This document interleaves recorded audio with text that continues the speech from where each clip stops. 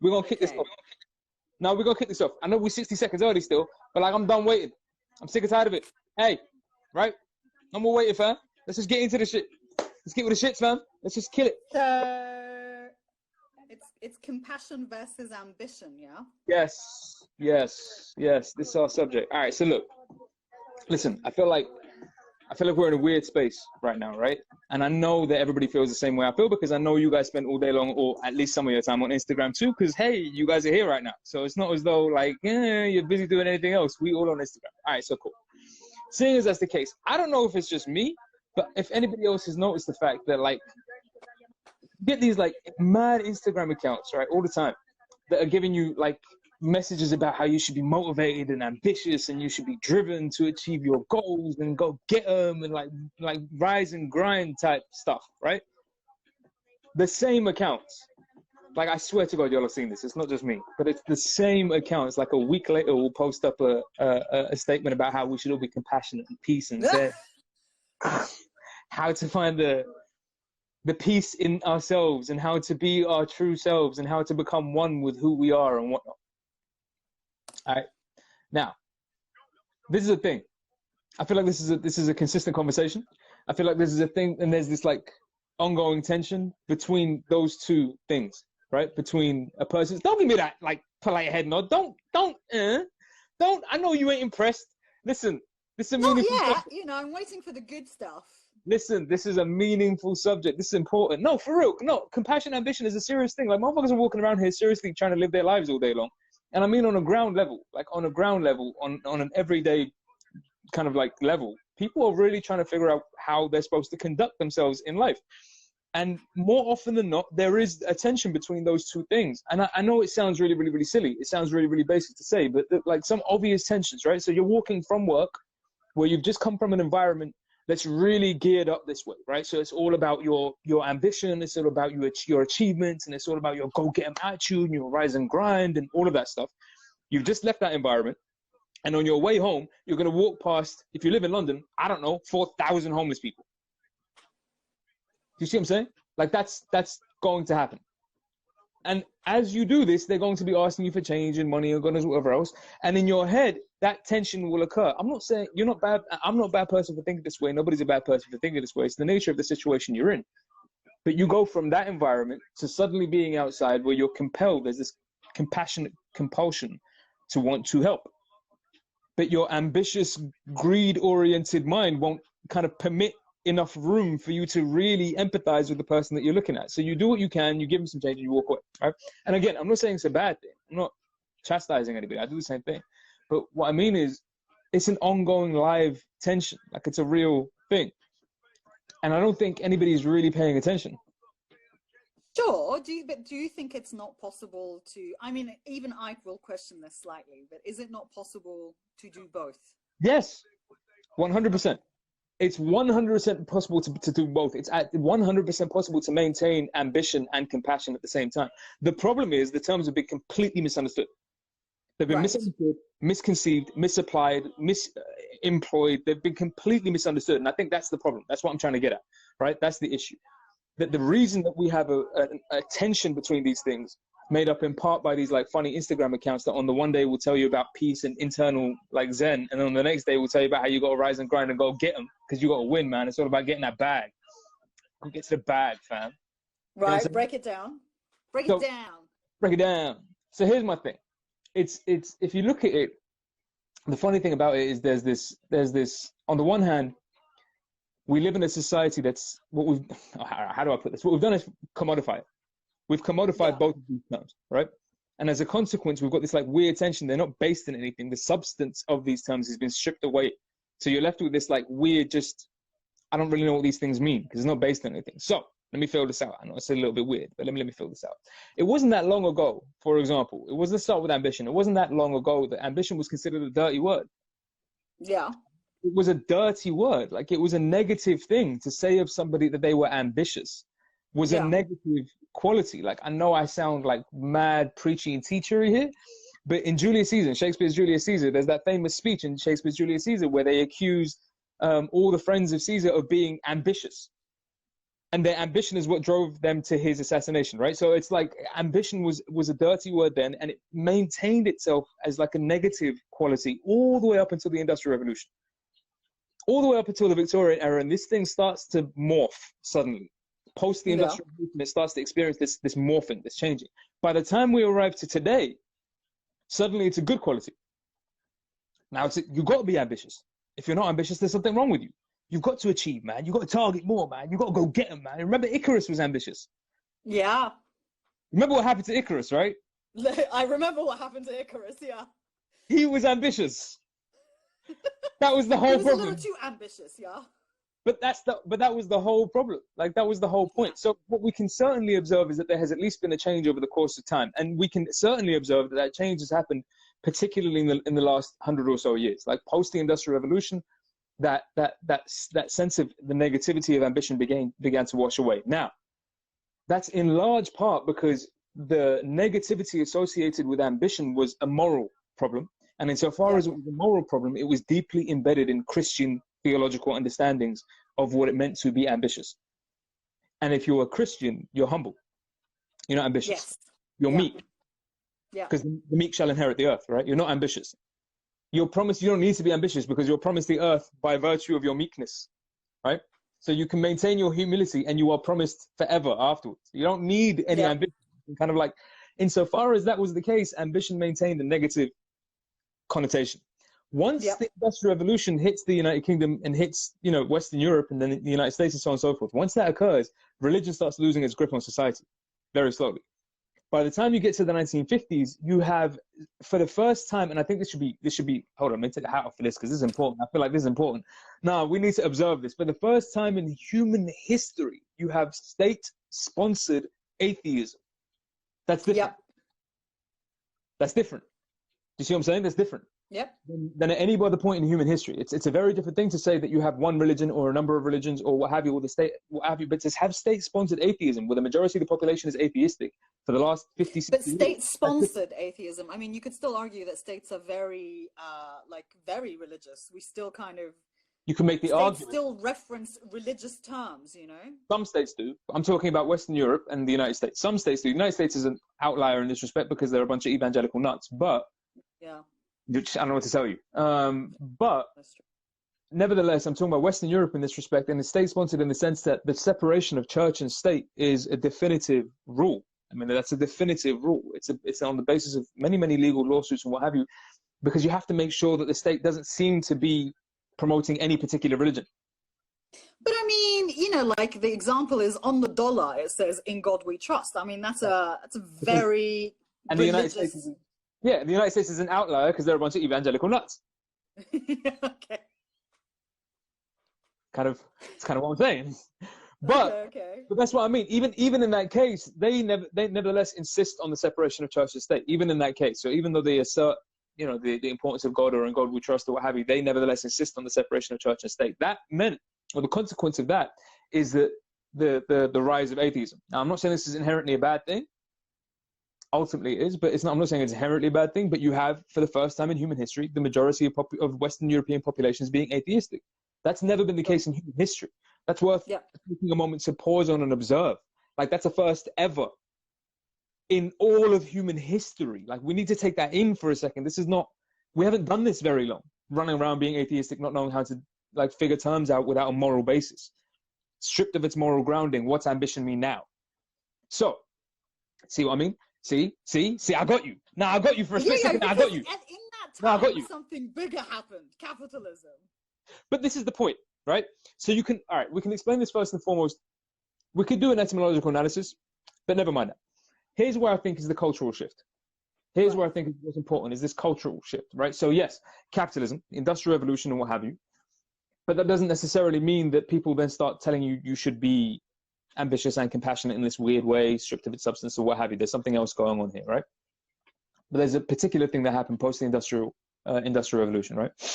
So, and this is my argument. This is me alone. This is me and my crazy mind. I'm not saying this is everybody else's opinion. This is my personal opinion. This is what I think happened. This is also why you guys are here in the first place. So fuck you if you don't like it. Sorry, but that's why you signed up. But what I'm saying is, here's what I think happened. So, industrial revolution. you have the Victorian era of Great Britain, and religion starts losing its power ever so slightly, right? Starts losing its grip on society in any case, ever so slightly. By the time you arrive post-World War II, you have the United States as the superpower of the world. Oh, bless you. Coronavirus, anyone? Don't do that. No, don't do that. We're going to edit this out in post. This gets edited out in post. There was no sneeze. No, edit it out. Nobody noticed. We edit it out in post. It didn't happen. I'm not even touching my face now. Like, I'm terrified. Now I ain't going to touch my face. I'm just sneezing in the open air. I ain't touching nothing now. I'm just standing by like I feel a bit infected somehow.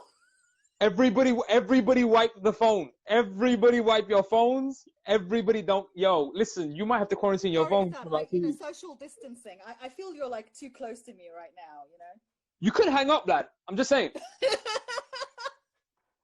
Like, I'm the one with it. I'm just saying. I can run this. No, so what I'm saying is you get post World War II, right? Post World War II, the United States becomes a superpower of the world, primarily by a particular device, by a particular economic device. That particular economic device was called the Bretton Woods Agreement, or the Bretton Woods Agreements, right? You know what that is? That big monumental shift in economic history. Yes. It's this profound move, and I can't understand how you get states to sign up to this, but they did. The Bretton Woods Agreement, for those who don't know, basically states that the United States, that every other currency would fix their currencies relative to the US dollar.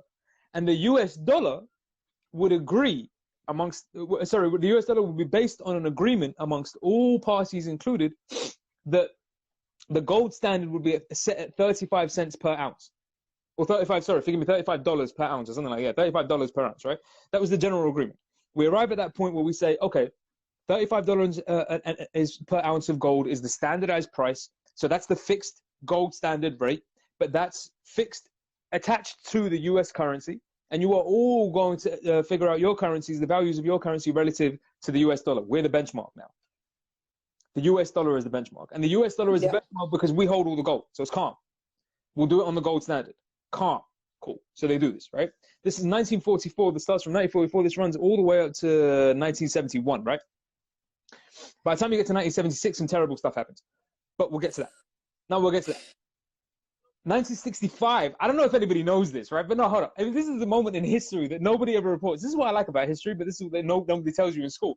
Did you know the French sent gunships to New York today? No, I didn't know that. No, they did. Now look it up. See if I'm bullshitting you. The French, we want our gold back. Now, give my shit back. Give my shit back. Can I have my shit? Excusez-moi. Pardon. Pardon. How do you say en anglais? I want my shit back. Bring it back, please. Merci. I wonder whether you can do an entire Insta Live just doing accents. In accents, exclusively for the course of it, it's very possible. I don't know that I'm actually going to do that. I feel like we might lose whatever audience we have, but I ain't doing that. The point is that no, they literally sent gunships. The French, Charles de Gaulle, 1965, sent gunships from France to New York to demand French gold back. We want our gold back, please, because I don't like what y'all are doing. Can I have my shit back? I'm not tying my currency to you anymore. This is nuts. Yeah. Now, this was followed by a number of other countries. A number of other countries did the same thing. They sent their gunships over and they want their gold back. Cool. This doesn't make a blind bit of difference because by the time we arrive at 1976, right, between 71 and 75, you have this like period of chaos with Nixon. But by the time you get to 1976, there's this, it's not, they would call it a general agreement. It's not a general agreement. It's a US decision. But there's this United States decision that what we're going to do is float the currency. Yeah. What that meant was we're going to abandon the gold standard. There's no more gold standard. Yeah. Now, from henceforth, now on, there will no longer be a gold standard. Instead, all other currencies, the entire international monetary system will be anchored to the US dollar. Yeah. What that means is the US dollar effectively became the gold standard. That is the gold standard. It's the US dollar. This is what the French called The French had a name for this in the 60s and the 70s. Like, look how far away we've come from understanding anything. The French used to call this American exorbitant privilege. I'm not making this up. I am not making this up. I swear to God to you. The French called this American exorbitant privilege. Because think about it. What it effectively meant, for the first time in human history, what this effectively meant was that every single time the United States had to go and purchase a product from another country, they could purchase it in dollars. Yeah, exactly. The other country would have to do the same thing, purchasing in dollars. So it reinforces the US currency. Do you see what I'm saying? More to the point, because it's the US currency, they can print a dollar at, 0.35 cents or something like that, or 0.3 cents was the cost of printing $1. Whereas for any other country, you have to actually make up a dollar, because it's not your currency. You have to make up a dollar's worth of goods to export the stuff. So there's this unfair advantage set in place when you make the dollar the gold standard. Now this happened in 1976, all right? So you render the whole international monetary system based on what now? Fiat currency. Fiat currency meaning there is no standard. There is no substance. It means that your note no longer means anything. It's not based on anything. It's not returnable to anything. If you look at your pound, everybody knows this. You look at your £5, £10, whatever notes, right? When you look at your notes, it says on it, I promise to pay the bearer the sum of £5, £10, whatever the fuck your note is valued at. Why? Because the argument it's an IOU. Exactly. It's a fucking IOU. That's the whole point. You were supposed to be able to exchange it for gold. Gold that was held by the queen or the royal who had their face stamped on your note. That was the idea. So you go to that royal and go, fam, give me my gold, please. And they give you your gold. That's what the note is for. There's no gold now. But there's no gold now. There's no standard. So the note is only worth what the government says it is. That's it. You kind of make it up. It's just in thin air. It's based on the stock market. Now, once you float it like this, once you've floated it and there is no general standard, now, and because the economy, the value of the currency is based on the GDP and the stock market position of your currency. Your stock market value of your currency is what's determining the general value of currency and GDP. Because of that, now you need a population to work their ass off. You need that population to bust their ass. Now you need to go for you to like round that circle. Lad. Square that circle? Something. See the circle? Connect the dots. Now, do you see the circle? You see I the circle? See the circle, mate. There's a lot of space where one can draw circles.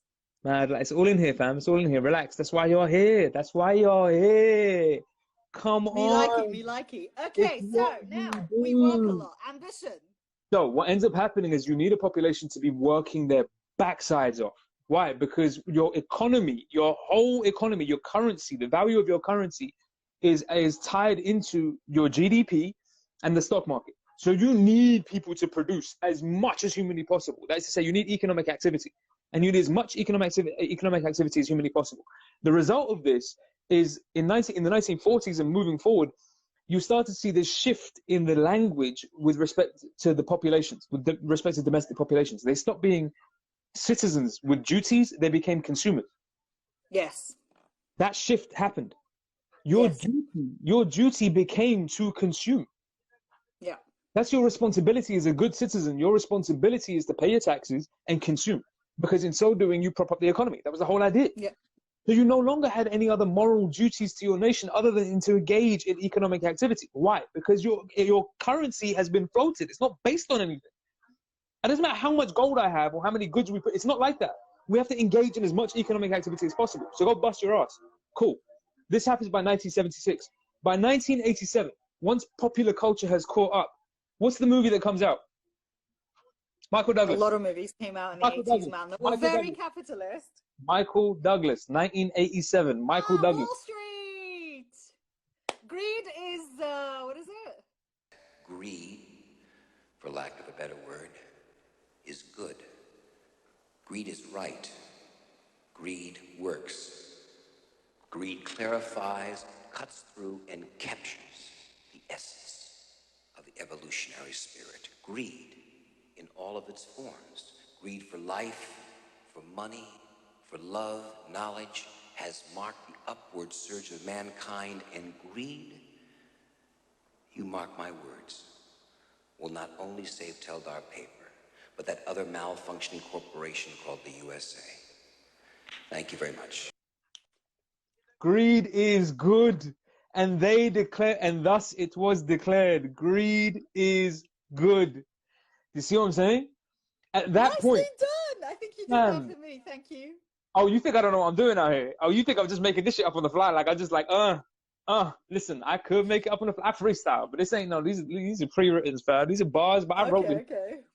Come on, man. I ain't giving you freestyles like that. You guys got to pay for that. What I'm saying is, no. By 1987, popular culture catches up with this, and what you end up with is this massive movie, Greed is Good, right? You get this popular notion that we are supposed to be greedy. We are supposed to be ambitious. At the same time, remember the 1990s. Remember the early 90s in particular. Remember what the music was like in the early 90s? I don't want no scrub. The scrub is a guy that can't get no love from me. Remember? No, remember? Yeah, I remember. And then remember the song? I remember. The guy had to have a J-O-B, and if you don't have a J-O-B, he can't get with me. And I'm like, all of that noise. It was all about your personal ambition. It was all about your personal drive. Remember that? Yeah, bills.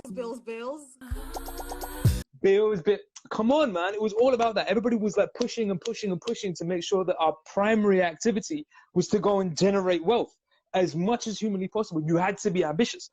So what ends up happening is your definition of ambition, and this is what I want us to notice, right, is this shift, the transition, right? Your definition of ambition transitions, bars, by the way.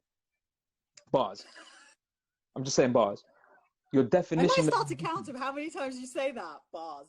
You might have to start to count how many bars there be, fam. We have to like. We might have to freestyle some of this stuff. I'm about to cut this up and just drop an album. You know what I mean? I'm just saying. But the point is, if you watch the transition in the definition of ambition over the course of time, what you see primarily is this shift between the contextualizing framework of the term, right? And this is what I want us to pay attention to. It sounds mad complicated, but that's what I'm talking about. Is the contextualizing frameworks that define what the terms actually mean, which is to say it shifted from a religious moral framework where ambition and compassion were understood almost exclusively on the moral framework, and that shifted into this ideological capitalist economic framework. So now our definitions of what's good and what's compassionate are determined by basically economic activity. So I feel good or I feel compassionate if I'm giving to a charity. You see? I feel compassionate if I'm doing something to help the community. I feel compassionate. You know what I'm saying? If I'm selling a service that provides for the community, I feel compassionate. I'm selling a service that provides for the community. I can't provide a free service because my economic circumstances demand that I make money. I have to. But I'm selling a service that, provides for the community. So, yay. Do you see what I'm saying? Yeah. It's economically and financially grounded. Like our understanding and definition of these terms, compassion and ambition, both are grounded in our economic interpretations. Zizek talks about this endlessly. Like, this is the whole Zizek joke. You can go to a Starbucks now and feel like you've paid your guilt away for going to a Starbucks because they include in the price the amount that they're going to send to charities to feed the poor black kids in Africa. So you don't have to feel guilty about all the money you're stealing out of Africa because, Starbucks got me. I pay that extra little bit of Starbucks so I feel better about myself, and now I can go away and drink my exorbitantly privileged coffee and feel good about myself. Because, it's built in even into makeup companies. The Body Shop is a classic example of that, where they tell us, they're being fair trade with, people to make our makeup. But the consequences of this is what I'm saying. So there are consequences to all of this, right? The consequences of this are in some cases tragic, like we're describing right now, like, false charities and what have you. But in some cases, they're farcical, they're comedic, like it's ridiculous. So if you think about what we're talking about with respect to compassion, what we mean by that nowadays, or the way we understand what it means to be compassionate, is like absurd, fam. I told you the story last week about that, like when I was in France. All right, listen, I spent mad time in France. Listen, I don't know what to tell you. I spent mad time all over the place. What? Didn't we say we need like a theme tune for story time? Hooray, it's story time. Hooray, it's story time. We're so glad to be with you today. This is story time, y'all. Chill out, everybody chill out. Lay back. I feel like I need a drink. Yeah, no, okay. Zen out. Story time. No, listen. All right, story time, peeps. Story time. So I was in France, right? Like I was living in France. I told you this last week. I was living in France, and there's this, like, I told you about this crazy shrink, right? This spiritual motivational speaker or what have you. I don't know what she was, but she was there trying to help people, right? And she was giving them this spiritual guidance to God as whatever else in order to improve people's general sense of well-being. Gibberish upon gibberish upon gibberish, but fine. So she's here trying to convince me that what she has been doing is a good thing. Now, I told you last week about the horrible thing she did to that lady that was a little bit overweight. Yeah, that horror story. We ain't getting into that. But the conversation kept going. There was a reason she was telling me all of this stuff, right? She was explaining all of this to me because she was under the impression that she could compel me to, like, I don't know, believe in what she's selling. She forgot. Like, I read. Ain't gonna happen. Sorry.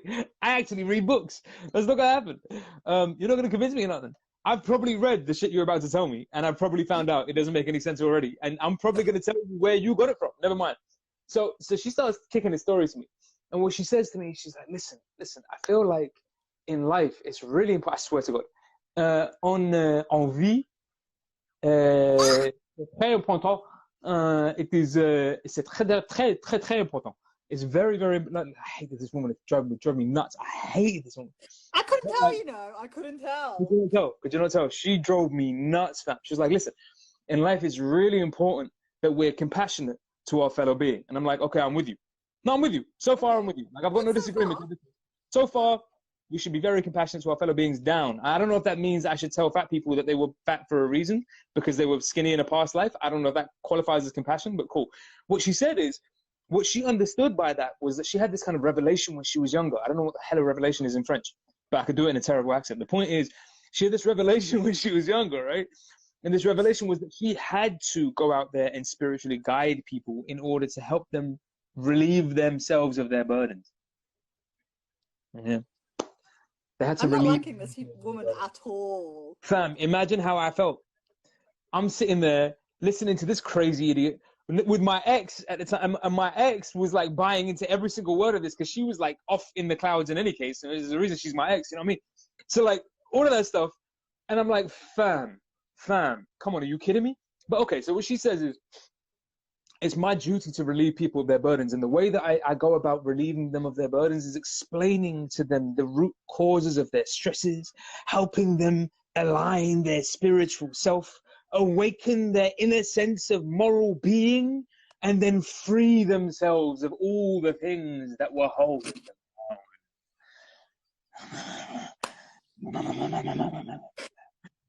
Little ASMR ending on it, you know what I mean? Little ASMR on the end of that kind of thing. I swear to God. Like a drama class.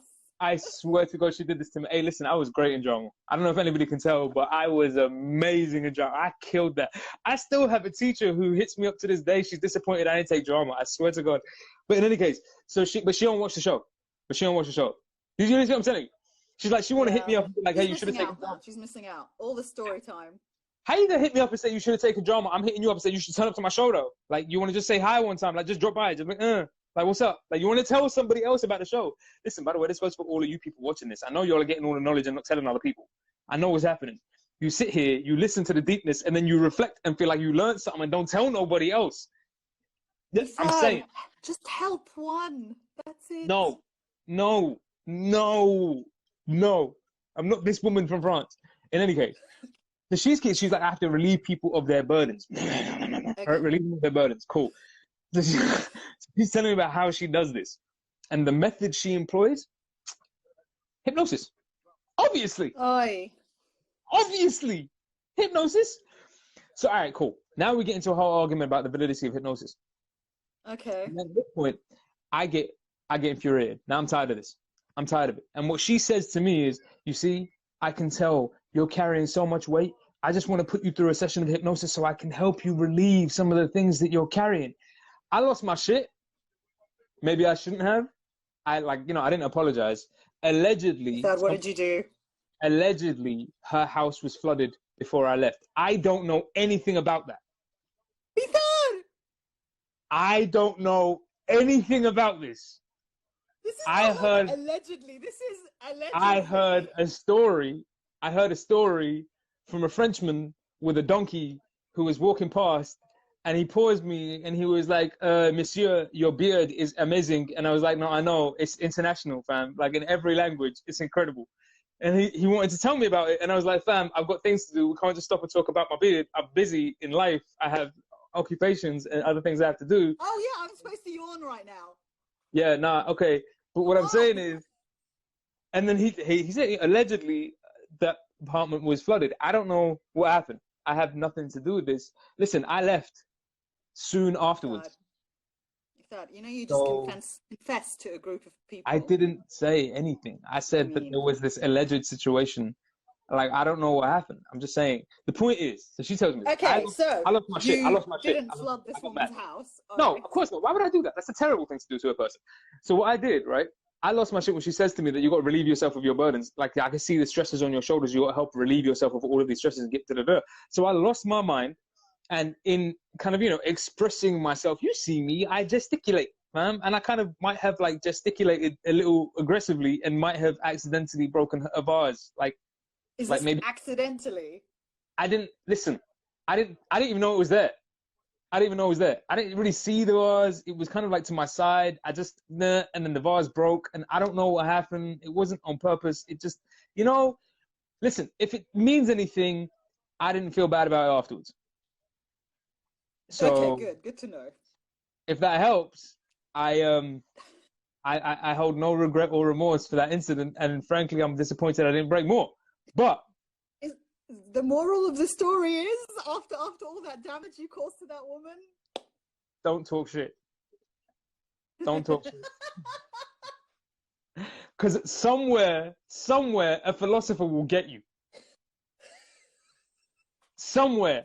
Nah, and I might be that dude. I'm just warning everybody here. Let me tell you guys right now, don't talk shit. Because somewhere, a philosopher will get you. And I might be that dude. I just might be that dude. I'm going to get you. Don't do that. Don't talk shit. So in any case, So she tells me, cool. The point is it gets farcical. So what I said to her was like, fam, whatever happened to picking some of my load up? I mean, I understand you're concerned about how much of a weight I'm carrying. I understand you're concerned about the responsibilities that are on my shoulders. I understand that you're concerned that I'm stressing myself out unnecessarily. Whatever happened to just helping me out? Like, why would you pick it up? Like, it's like seeing an old lady walking down the street carrying mad baggage, like carrying mad shopping. And then you stop her and go, listen, ma'am, I don't know if it's a good idea for you to carry that much. Have a good day now. And then walk away. It's like, fam, you don't want to just carry the shopping? Just carry the shopping. If you see me struggling with a heavy load, like if you see me struggling carrying a lot, like on my shoulders or whatever else, why wouldn't you pick some of it up? Rather than coming up to me and say, hey, maybe you should set some of that down. So maybe I'm carrying it for a reason. Maybe there's a reason I'm carrying all of this stuff. Maybe I'm carrying what the other motherfucker didn't carry or what they put on my shoulders. Maybe you could help me by picking it up. But instead, we're at this kind of like contorted conception of compassion where it's compassionate enough or it's good enough or it's pleasant enough or you're doing your duty just to kind of remind somebody that, hey, listen, stress is not good, man, and you should relax, man, you should take it easy. That's considered compassion. Compassion is me putting up a post on Instagram saying that peace is found in forgiveness for all things or some bullshit like that. That's compassion, apparently. Like, that's sufficient to qualify as compassion. I almost don't have to do anything. Do you know what I mean? Okay. Conception. Now, not for nothing, I think it's because people have misunderstood the philosophical basis of this problem. Not for nothing. Of not compassion. for nothing. Of both Not compassion and ambition. Not for nothing. Okay. I feel like, as a philosopher, I might know this. I'm just saying. Not for nothing. All right, so this is your hour, man. Give it to us. So Wait, no. I could just say it. Hold up, wait. I get this whole hour to just, okay, listen, let's just talk about it. Let's kick this. No, listen, seriously. What I'm saying is this. So I just want to say very quickly, like, anybody who's listening, if they have questions, they shouldn't take your word for it. They should ask questions. No, they really Because though you may be the philosopher. No, I'm definitely that one. But I'm that one. Definitely. Okay, yeah. 100%. But here's what I think it is. And I think that the overwhelming majority of these misconceptions, or the overwhelming majority of these misunderstandings are drawn from Nietzsche, or a misunderstanding of Nietzsche. Because, I know, relax. I know he's your homeboy. Relax. I understand that he's your homeboy. But this is primarily because, like, I honestly, I think this is the case because Nietzsche was the first major Western philosopher to explicitly make ambition, individualism. Oh my God, are you flashing his book at me?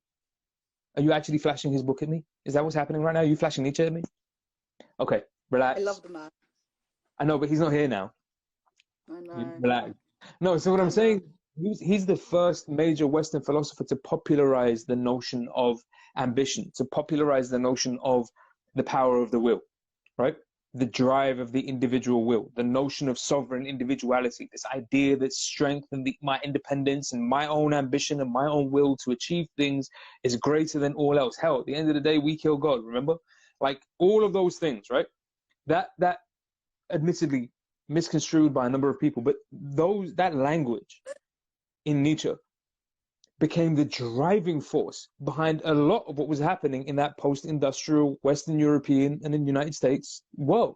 Like culturally, obviously we know the Nazis adopted Nietzsche, but even after the Nazis were dealt away with, even post that period of time, Nietzsche somehow managed to, the kind of the myth of Nietzsche eventually, by the time you got to the 70s, ironically enough, notice the 70s, right? Notice, once we float the currency, ironically, by the time we get to the 1970s, Nietzsche comes back into fashion. Oh, look what happened. Look what happened. Now we've floated the currency, and now we're all pushing this idea of independence and sovereign individuality and God knows whatever else. Nietzsche becomes popular again. Nietzsche and Ayn Rand. I'm not getting into Ayn Rand because I'm not giving her any airtime because I hate that bitch. And I would never call anybody else a bitch, but I'm calling her a bitch for good reason. I hate that bitch. But you can't possibly put the two on the same... I don't put They're them different. on. Like what Nietzsche is espousing is completely different to what Ayn Rand does. I don't consider them to be equivalent on any degree or in any way, shape, or form. But I'm saying popular culture in the 1970s did. Sure. 80s, 1970s, 1980s, 1990s. I mean, ever since there's been this kind of like association of the two, particularly in the United States, because it seemed as though both of them were reinforcing the same ideas of like individual egoistic success, individual egoistic drive, individual sovereign individuality. So there was this association between the two of them. I feel like Ayn Rand knew that she was counting on that. Like, I'm not getting into her, fam. I'm not getting into her. But I feel like she was counting on that. Anyway, the point is, there's this Nietzschean conception of ambition and a Nietzschean conception of compassion that's like inherent to the language that we speak today and the way we act and the way we understand these things today. It's like it's in there. There's a Nietzschean root to all of this. And it's because everybody's misunderstood the basic concept, right? And it's cool. This is in part through Nietzsche's own fault. Because, you know, you can't, look fam, you can't write letters to people signing them off as dynamite. He used to sign his letters as dynamite. Like, I swear to God. Really? I swear to God, he wrote letters to people and signed them, not Nietzsche, not your boy, not homie, not whatever else. He signed his letters dynamite. And then sometimes he would send letters to other people and sign them the Antichrist. I'm like, okay, all right, so you're losing your shit. Like, you're going a little bit, you can't. I mean, he may have been, but he got it right, no? I mean... Yeah. He was like, you know, he's 90% of the way there. Yeah, man. He's 90% of the way there. How can you give it to us? What's that 90% and how is it wrong? Because I'm a firm believer in Nietzsche. But it's because, all right. I'll just tell you, like, the one thing having read his, or reread his stuff recently, what I liked is he doesn't like, or the suggestion is he doesn't like to apply value judgments yes, ma'am. to good or bad ambition or compassion, because that's the pitfall, isn't it? Applying a value judgment?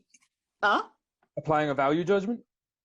Applying value judgments. The idea, I believe, his insight into compassion is to remove value judgments. That's the compassionate bit.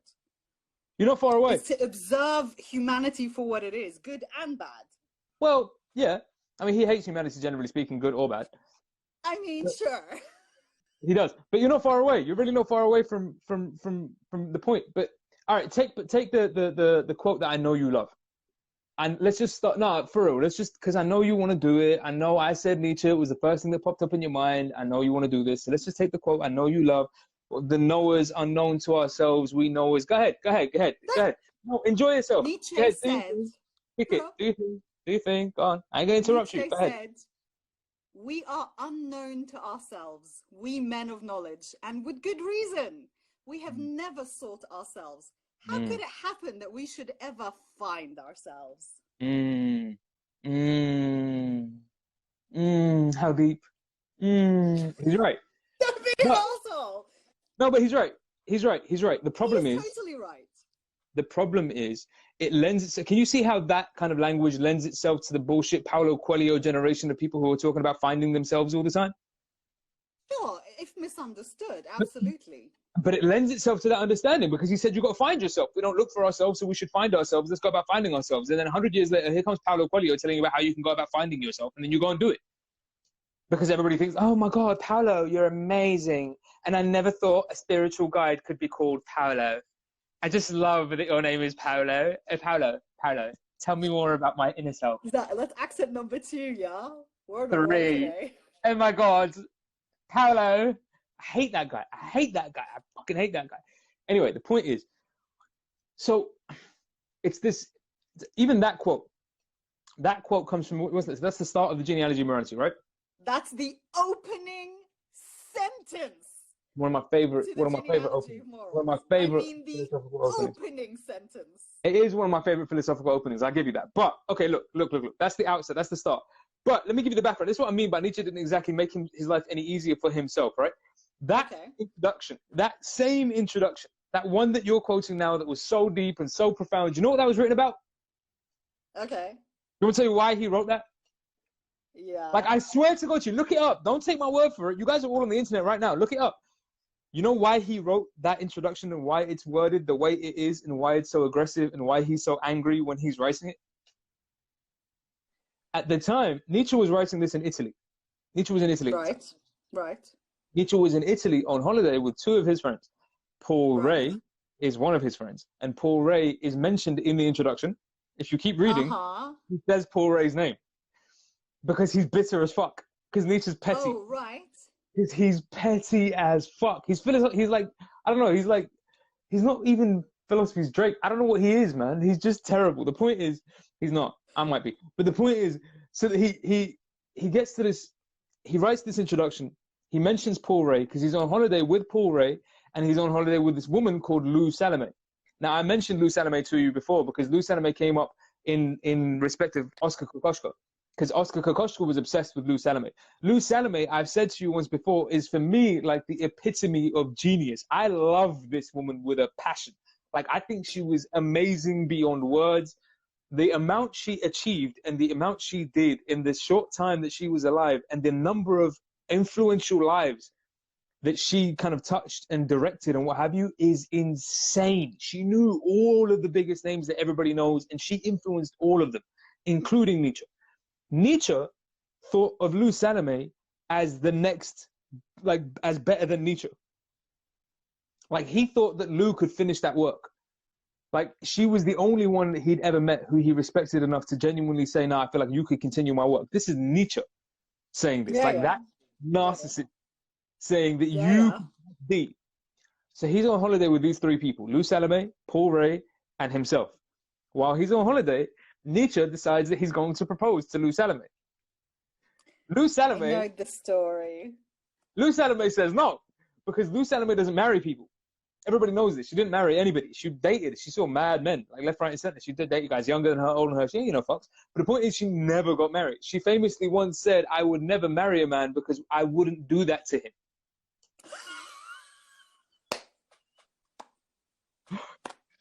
She says, why would I do that to him? Why would I marry a man? Dude, that's terrible. I ain't doing that to you. Don't worry. Relax. I'll see you in 5 minutes. Now, fuck off. The point is, so listen, I love this woman. The point is that she rejects Nietzsche. Nietzsche tells Paul, because he's furious that Lou has rejected him. He's heartbroken, right? So then Nietzsche storms off in typical Nietzsche fashion. And he disappears off like in like northern Italy. So he's just pissed off and he leaves. All right, cool. He finds out a few days later that while he's gone away, Paul Ray proposes to Lou Salome. And Lou Salome says yes. So now Nietzsche loses his shit. Like, Nietzsche goes nuts. And, you can kind of almost understand. But he goes nuts, right? Nietzsche loses it. Like, he loses the plot completely. And then, in that frustrated anger, writes this introduction. That's where this is coming from. His, like, broad, profound revelations about the not knowing of ourselves is derived from his petty frustrations at Paul Ray and getting the girl that he wanted. That's where this comes from. This is what Nietzsche's talking about. But, so this is where I feel like Nietzsche's like, he's a little off. It's just a little off. Like, if we pay attention to what he's actually saying, he's not completely on point. My man is a little off. But, man, we can't do that, Ethan, because like then we'd have to do Heidegger. We can't do that. So what do you mean? What do you mean? No, we can't do that. What do you mean? This is the whole. I don't want to get into this, but like the concept. Nah. Of it, God do you judge damn the it. man by the work, or do you judge him by his life experience? And I'm judging him by his work. I'm judging him by his work. I'm judging him by his work. That sentence. It's okay. So criticize anyway, or bring us back. I'm judging him by his work. Fuck you. Listen, don't Heidegger Nietzsche. Listen, how are we Arabs arguing about two Nazis? No, honestly. No, what happened in human history? No, really, what happened in human history? There's two Arabs on a chat on Instagram Live after two Nazis have long since died. And here's us debating which one of them is the better Nazi. I mean, Nietzsche is a misunderstood, you know. Hitler What happened? Kind of, you know. You know what? Like we're brown. Like I don't know. Okay, listen. Stop. We need to stop. We need to somehow rewind this. I don't know how we ended up here. Yeah, cut this back. Right. The point is, what I'm saying is that there are general misconceptions about Nietzsche, and they're not helped by Nietzsche. Like he ends up writing flamboyant, flagrant language. This, I'm the Antichrist. I'm the whatever else. Don't forget, he's the guy that wrote Philosophy with a Hammer. How to philosophize with a hammer. Because he says, if what shall I do if your ears aren't good enough to hear me? Must I shatter your ears before you hear me? Do you see what I'm saying? So here's this. A man after my own heart. No, I'm with you. I'm with you. Listen, we're both very loud people, so I'm with you. There's a reason we're both on the mic, you know what I mean? I'm with you. But nevertheless, when you write things like that, it lends itself to being read by the general population as a little bit off. Like, because, you know, it's a little bit off. You can't call yourself the Antichrist and tell people how to philosophize with a hammer without sounding a little bit crazy. I don't think he didn't know he was doing that. He knew he was doing that. Plus, he didn't care if he felt like he was crazy to the general population. I don't like the general population. So fuck you guys. Like, it doesn't make a difference to him. Okay, so, but I mean, Nietzsche is the one who brings us back. He's the one who talks of the Übermensch, the Superman. With him, we realize idealism and, you know, we have idols and ambition and... But this how does that bring us into? This is where it gets so deep. So there's these. All right, let me round this up. There's these two key principles. Principle one is the principle of ressentiment, or what he calls ressentiment. And this isn't me doing an accent. That's just how you pronounce the word. Okay. But the principle of ressentiment, the transvaluation of values, and then we can round this off with this idea of God is dead. This killing of God, right? Okay. Now watch this fire. Watch this fire. We're gonna do this and watch this fire. Watch what happens. No. Okay. She could just right, I'm listening. So, ressentiment, really, really simply.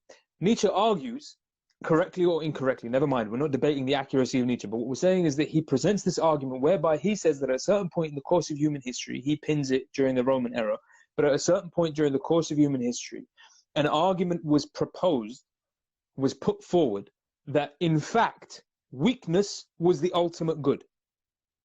This is what he called the transvaluation of values. This is the Christian principle, that your humility is a good thing. Your lack of ambition is a good thing. That your ambition is a negative, your ambition is a moral negative, you should rid yourself of this, but in fact, your humility, your meekness, your weakness, all of these are positive characteristics. And the way that we confirm their positivity is in saying that you will be given the world or the earth or heaven after everybody dies, right? So you're rewarded. There's this flip. And Nietzsche says, up until this point, this had never happened. Because up until this point, what was good is what I said was good. And what was bad is what I said was bad. It's what I like and what I don't like. The fuck are you talking about? Because nobody ever said to me that after this life or that life or whatever else, I'm going to be rewarded by what that God thinks is good or bad. Okay. It didn't work like that. It was whether or not my actions echoed, or whether or not, you know, I did the correct things, generally speaking, or whether this God and that God and that God were pleased. It's a much more complex thing than I have to behave a particular way to please the moral guidances of this God. This transvaluation happens for Nietzsche then. The consequence of this is, he says famously, this argument put forward by those Christians that the bird of prey has the choice in being a bird of prey. and I therefore see. is therefore responsible for being the bird of prey. Where what Nietzsche would like you to believe is that the bird of prey is the bird of prey is the bird of prey. I didn't choose to hunt you. I hunt. That's what I do. I'm a bird of that's what I kill things. You might not like that I kill things, particularly the things I kill would not like that I kill them. Nevertheless, Yeah. this is my choice. It's not my responsibility. I'm a bird of prey. It's what I do. Nietzsche would like us to think of human beings in the same way. It's the same kind of argument, right? Now, can you see how this slowly starts to lend itself to this kind of whole, I should be ambitious, I should get what I want, I should fuck everybody else off and do my own thing and achieve my own ends the way I want to. Can you see how it starts to head in that direction? If you're not reading carefully, that is to say, if we don't pay attention to the subtle significances of what he's saying. Yeah, shit just got really deep. The subtle significances of what Nietzsche's saying. Look at it, where do you go to get this kind of lecturing? Where do you go to get these bars, fam? Nobody has this. I'm just saying. Listen, I'm just saying.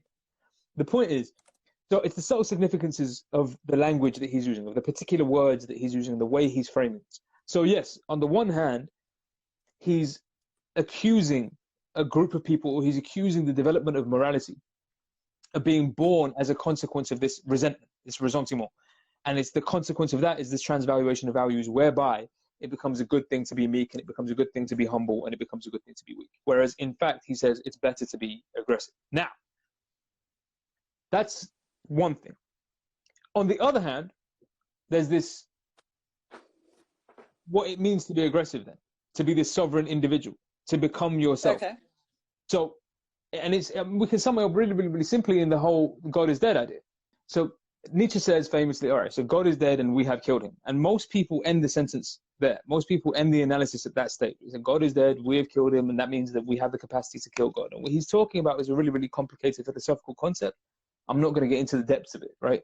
It's a complex metaphysical argument he's putting forward. It has a lot to do with Kant. It has a lot to do with the history of German philosophy. It has a lot to do with the concept of what's called transcendental idealism. We're not getting into all of that. It's a lot to discuss. It's a lot to break down. And if y'all want it, you can hit me up and let me know that y'all want it. I'll be happy to kick a philosophical discussion, but you have to hit me up and ask for that shit, because I ain't giving that stuff away for free. I kill myself learning this stuff. Like, I'm not just spitting bars out here for free like that. So if you don't end the sentence there, if you don't end the sentence at God is dead and we have killed him, if we don't conclude the sentence there and we follow it beyond that point, what he continues on to say is that, do we know what it means to have killed him? Do we know what it means to replace God, having killed him? Are we profound enough that to say, do we have, are we capable of carrying on our shoulders the weight that we had otherwise ascribed to God? Can you do that? Can you be God? Because you killed him. Someone's got to replace him. And what he was saying is, there will be, if you fail to do this, that's to say, when religion falls apart, which is what he was so profound in having foreseen. But when religion starts to fall apart, when the hold of religion on society eventually falls away, remember, he's writing this at the end of the 19th, start of the 20th century. So he's writing this around the Industrial Revolution, is fully aware of what's about to happen. But when he arrived, he says, when you arrive at that stage that religion has fallen away completely, its hold on people and its hold on your decision-making has fallen away, you now have to provide the moral guidance for yourself. That's to say, you have to provide the moral substance to your actions, having taken it away. And we haven't done this. What he meant by that is not that you have to become this profound sovereign individual in the sense of go get what you want, go achieve what you want, fuck what anybody else thinks, don't be compassionate, don't be whatever else. That's not what that means. He says explicitly, for example, he famously says that truth is not something one person might possess. Peasants at most could think of truth as something like that. Truth is not something you could possess. Peasants at most could think of the truth as something like that. That we knowers quote that you mentioned a minute ago, we knowers are not knowers to ourselves. He goes on to talk about the story of the gnat. Remember the story of the gnat in that same introduction? And he says that the idea is that human beings have this tendency to think of our own minds and our own thoughts as being the most important thing in the world, including ourselves. So when he says we are not knowers of ourselves, he does not mean to say that we ought to become knowers of ourselves. He's not saying that you ought to pursue yourself. He's saying that there's a good reason. You said it yourself, and there is reason for this. There is a good reason you don't know yourself. It's a stupid thing to pursue. Do you see? I see. There is no such self to pursue. There is only one insofar as you propose it. And the self that you propose must now be, insofar as you propose it, if you are going to propose it over and above God, you must now bear the burden of what you're proposing. If you are going to maintain an ego and oversee the collapse of religion, that is to say, if you are going to oversee the collapse of the moral substance of your language and your actions, if you're going to let this happen and watch it as it breaks out, you must be prepared to carry the burden of that moral weight, having let it slip. If you're going to be the egoist, become the egoist. Be that one then. If you're going to be correct, be correct. Now what that means is not become this individuated self. Become God. What's God? An infinite being. You have to be that. You have to raise yourself above the standards of human beings. Hence Übermensch. It doesn't mean an amoral creature. It means a supra-moral creature. In principle, to loop it round, in principle, what it basically means is to become a creature that understands its ethical and moral duties without mediation through another. You see? Deep. I love it. Oh, you see?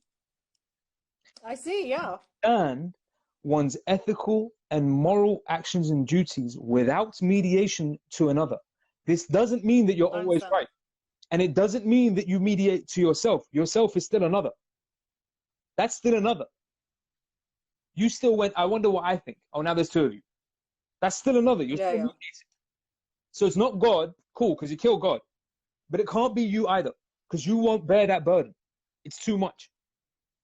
You should raise yourself up.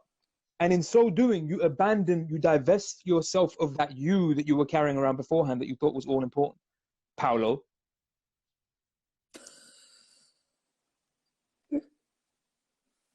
Sorry. Okay, and so, okay, you clearly don't like Paulo. Fair dues. So, to bring them round, you are right in what you said at the outset. We've got 3 minutes technically left of that first hour. Look what I did. You are right in what you said at the outset, right? Which is that, is it not possible to maintain the two? It is absolutely possible to maintain compassionate ambition or to be ambitiously compassionate. It's absolutely possible to be ambitious in my compassion, to want to have great deals of compassion. And it is absolutely possible to be compassionately ambitious. It's absolutely possible for me to look first to my compassion in being ambitious. And it's important for us to remember what the words mean. Compassion, in its Latin origin, is com and pati. Pati means to suffer with. To suffer, I should say. Pati means to suffer. Com means with. So the phrase compassion means to suffer with. If I'm going to be compassionately ambitious, I am ambitious in the amount of co-suffering I can manage. I'm ambitious in how much of your suffering I can hold on my shoulders. I'm not going to walk up to you and tell you to lighten your load and put the burdens down, man, and you got to take it easy. No, I'm going to pick that shit up for you. That was the lesson we were supposed to learn. If you're a Christian, that was the lesson you were supposed to learn from Christ dragging the crucifix through the streets. It wasn't look at him bearing the burden. Bitch, pick it up. Pick it up. Yeah. You see my point? Pick it the fuck up. Like, I don't understand. Like, why are you watching? Oh my God, he's suffering so much for me. Why are you not suffering? Go suffer. Go suffer with him. Go. Now he's not suffering for you. Now we suffering. That's a different thing. Yeah. You see the levels. How different our lives would have been had that happened. You see the levels when we suffer. How different human history would have been. It's not complicated, but that's what Nietzsche's getting at. If you're an Übermensch, that's not an individual. That's us as an Übermensch. That's a people. That's a group. You're supra-moral.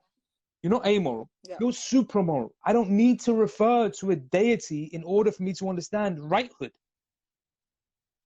Why? Again, I'm not saying it's inherently wrong, but why? Why would I have to refer to an external authority in order for me to determine whether or not it's correct for me to help this old lady cross the street? What do I have to flick through? Particularly when he says that, you know, it is humans who apply values to things. Like, we did this. That's what I'm saying.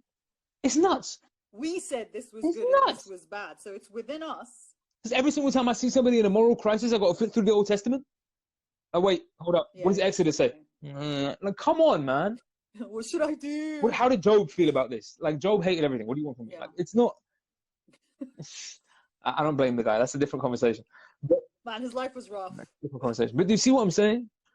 So yes, it's absolutely the case that it's perfectly possible to maintain compassion and ambition simultaneously. The problem is that in so doing, you need to restore the moral substance of those phrases. Otherwise, you're left with these weirdly commodified terms that mean nothing more than paying for a Starbucks and making sure that African kids get 25 cents off every latte. See what? True. Yo, Matt Damon ain't got shit on me, fam. I don't know what to tell you. Hey, I have to say, Thar, But bars. Matt Damon ain't got shit on me. Yo, Matt Damon ain't got nothing. Yo, bring Ben Affleck and his bitch ass. Where's Ben Affleck? Bring that motherfucker. Wait, how do you like them? Yeah, how you like them apples, Ben? What's up?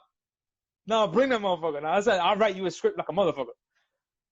Hands down, bars. I rather enjoyed I that. thought you would. I thought you would. Now, don't think that you have forgotten. You still have work to do. We got your homie. Hey, homegirl still got her quotables, man. And we kick mad knowledge.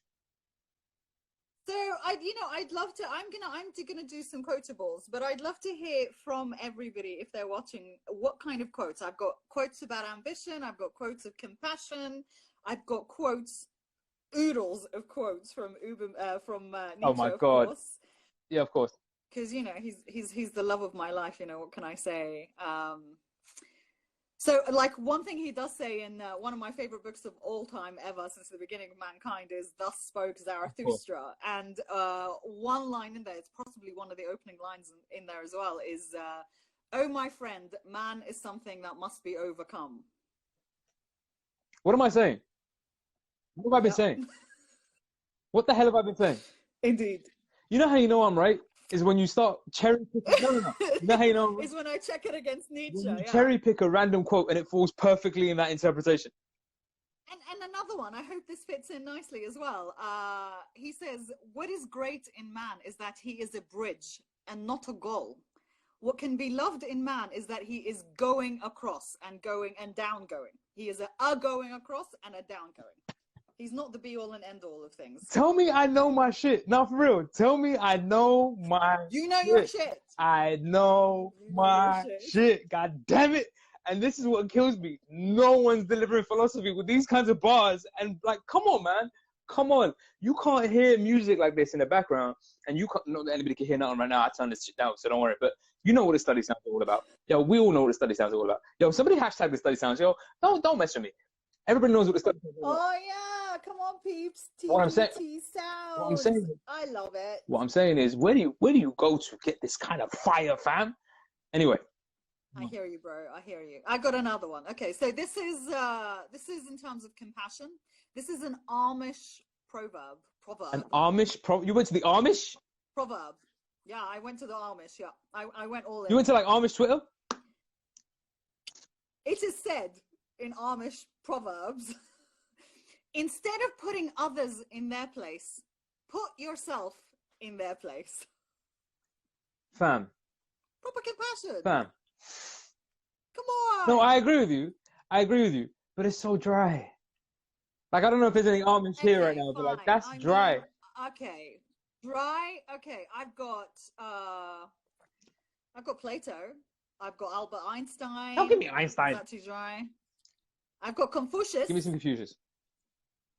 Confucius said, Kick some Confucius, man. "Wisdom, compassion, and courage are the three universally recognized moral qualities of men." So says Confucius. Wisdom, compassion, and courage. I like this. I've got some Lao Tzu. Okay. You go, okay. I have, and he mirrors what Confucius say, actually. He says, "I have just three things to teach: simplicity, patience, compassion. These three are your greatest treasures." I'm down. And I can go a bit dark just to kind of round it up. This is an Irish proverb. Give me, all right, no, we've got the Irish, man. Come on. I don't know if you'd like this. Irish proverb says, only the rich can afford compassion. It's true though. No, but it's true. But it's true. It's No, true. but it speaks more to, it speaks much more to what we were saying at the outset, which is say the commodification of these terms. So that's very, very much the case. Once you commodify the notion of compassion, only the wealthy can afford to be charitable. Like, it's a little bit harsh. That's what I've never understood. We're not going to get into this right now. We might kick this next week because I can't stand this environmental bullshit. We're going to talk about it at some point. If you guys want Yes, let's do that. If you guys want it, you guys got to hit the DMs or let me know if you guys want this, because we might talk about this, but I can't stand this green environmental bullshit. Like, we need to talk about this at some point because I'm sick of these motherfuckers. Well, yeah, I've just discovered it's all fake as well. So come on, man, come on. How do you not see a scam? Come on, man. I mean, I did, but you know, there's the cheesy part in me that's like, you know, maybe, just maybe. Fam, it's all tied into the same stuff we were talking about beforehand anyway. It's all part of the same story. It's the same bullshit. But come on, man. In any case, listen. To round it up, what I'm saying to everybody, let's make this real simple. We can absolutely be ambitious and we can absolutely be compassionate, right? We can absolutely maintain the two things. The problem is not in trying to maintain the two things themselves, but in understanding the moral substance that carries them. Do you see what I'm saying? And in order to do that, in order to determine how one should behave in any particular moment without need for mediation, rather than saying, should I be compassionate in this instance, or should I be ambitious in this instance, which requires that I refer to the framework of the I, rather than doing that, ask oneself, what is required of me in this instance? It's very simple. What's required here? What's necessary here? What would help, fam? What's required? Do what's necessary. Do the correct action based on what's necessary. When I'm at work, I know what's necessary at work because I'm trying to achieve a particular thing. That's what I'm at work for. And it's the same thing outside. Yeah. I'm trying to achieve a particular thing. That's what I'm here for. There's what's required of me, fam. It's very simple. It's no complicated thing. Start there, and then we can build up. We start there. In any case, look, to everybody who stayed on, to everybody who came back, to everybody who's been listening, to everybody who keeps up, thank you very much. Prayers and blessings to everybody, all your family, friends. Everyone stay safe. Everyone stay the fuck home. Please, I'm going to keep saying this every week. I don't care what the government says. I don't care what anybody else is saying. I don't care what the media says. Please stay the fuck home. Please. Your doctor is telling you that they are nervous. Your doctors are telling you they're nervous. Please stay the fuck home. Yeah. When the doctors are nervous, please listen to them. I would never listen. Man, please don't listen to Boris Johnson over the doctor. Please don't do that. Stay the fuck home. Insofar as you can, obviously I understand people have their restrictions and their strains, and I know finance is what finance is, man, but insofar as humanly possible, please stay home. We can talk about that too one day, but nevertheless, I hope everybody's okay. Peace, blessings, health to everybody and their families. I hope all of you are good and safe and everybody's good.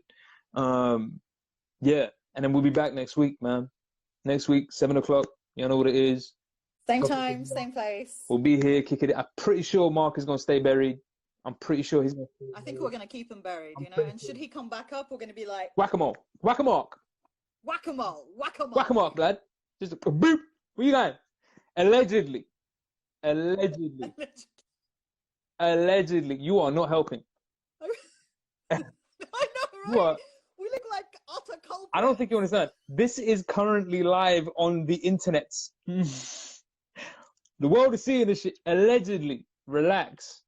All right, I'm gonna have to go. I'm bounced. You give it up everything.